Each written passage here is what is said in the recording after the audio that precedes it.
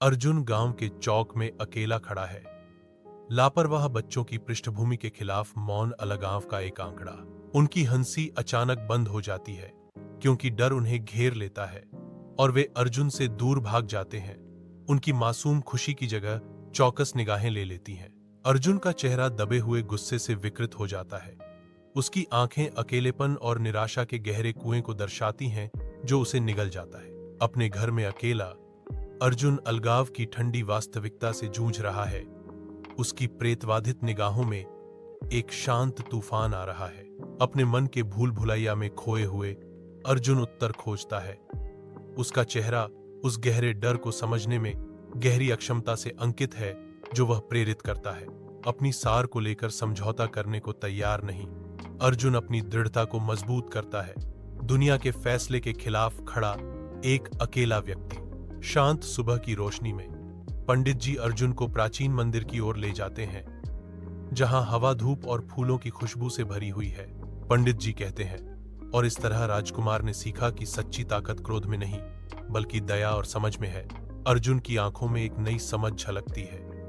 अब मैं समझ गया, मुझे अपनी प्रकृति बदलनी होगी, तभी मैं खुशी पा सकता हूं और दूसरों से जुड़ सकता हूं। सूर्य की रोशनी में नहाया हुआ मंदिर शांति से पहाड़ी के ऊपर टिका हुआ है। अर्जुन पवित्र स्थान की ओर चलता है। उसका चेहरा उलझन से भरा हुआ है। पंडित जी अर्जुन का मौन में मार्गदर्शन करते हैं। उनके कदमों की गूंज शांत हवा में गूंजती है।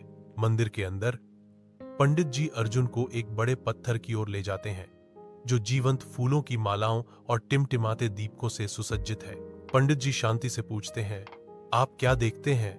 अर्जुन पत्थर के सामने खड़े होकर जवाब देते हैं, एक पत्थर जिस पर सभी ने फूल चढ़ाए हैं। लोग इसकी पूजा करते हैं। पंडित जी अर्जुन को व्यस्त मंदिर क्षेत्र से गुजारते हैं जहां प्राचीन पत्थर बिखरे और भूले हुए पड़े हैं। अर्जुन की हैरानी गहरी होती है क्योंकि वह एक मौसम वाला पत्थर देखता है जिस पर किसी का ध्यान नहीं गया और राहगीरों द्वारा रौंदा गया। अर्जुन पूछता है, यह भी एक पत्थर है, लेकिन लोग इसे क्यों ठुकराते हैं? पंडित जी समझाते हैं, दोनों पत्थर एक जैसे हैं, लेकिन उनके गुण अलग अलग हैं। दूसरा पत्थर कठोर और बेकार है, इसलिए लोग इसे लात मारते हैं। अर्जुन की समझ और बदलाव।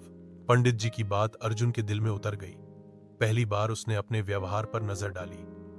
उसने याद किया कि कैसे उसने लोगों को बेवजह डांटा था, कैसे बच्चों को डरा दिया था, कैसे अपनों को दुखी किया था। वह खुद को उस दूसरे पत्थर की तरह महसूस करने लगा जिस पर लोग ठोकर मारते थे। वह पंडित जी से बोला, क्या मैं भी उस पहले पत्थर की तरह बन सकता हूं?